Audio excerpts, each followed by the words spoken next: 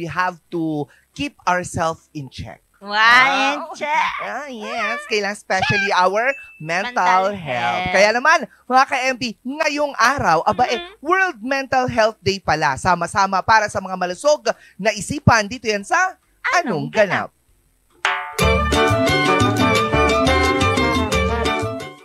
Tuwing October 10, isang pandaigdigang kaganapan ang ating ginugunita, ang World Mental Health Day.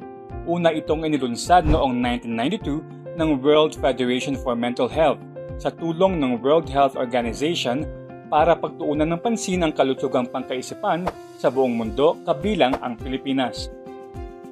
Dito sa atin, marami ang nakakaranas ng stress, anxiety o kalungkutan. Minsan hindi natin alam kung kanino tayo lalapit. Bakit nga ba mahalaga ang mental health? Dahil ang isip natin ay parang kalamnan. Kailangan din itong alagaan, palakasin at bigyang pahinga. Narito ang ilan sa mga kaunting facts na baka hindi mo pa alam. Ayon sa World Health Organization, 1 sa 8 tao sa mundo ay may karanasan ng mental health disorder sa kanilang buhay. Ang stigma ay isa sa pinakamalaking hadlang, pero sa mga bansang bukas ang pag-uusap tungkol dito, mas maraming nakakahingi ng tulong. Sa Pilipinas, maraming kabataan ang nakakaranas ng anxiety at depression, dulot ng pressure sa school, social media, at expectations sa pamilya. Kaya pag sinabing mental health, hindi lang ito basta stress. Ito ay kabuuang kalusugan ng ating pagkatao. Pero, paano mo malalaman kung kailangan mo ng tulong? Narito ang ilang palatandaan. Lagi kang pagod kahit natutulog ka na maayos. Hindi mo na ma-enjoy yung mga dating hilig mo. Madalas umiwas sa tao. Hirap mag-concentrate o madalas malungkot. Ngayon, ano ang pwede mong gawin? Ito ang ilang simpleng hakbang. Mag-usap tayo. Kamustahin mo ang kaibigan o kapamilya. Seek professional help. May mga psychologist at counselor na handang makinig. Self-care.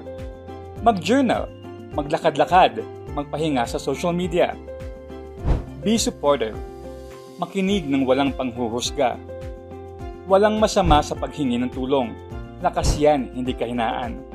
Mula pa noong 1992, ipinapaalala ng World Mental Health Day na ang mental health ay karapatan ng lahat.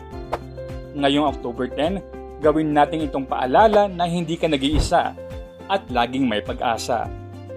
Simulan mo ang usapan. Simulan mo ang pagkilos para sa mas malusog na isip at mas masayang bukas. You are not alone. I am here with you.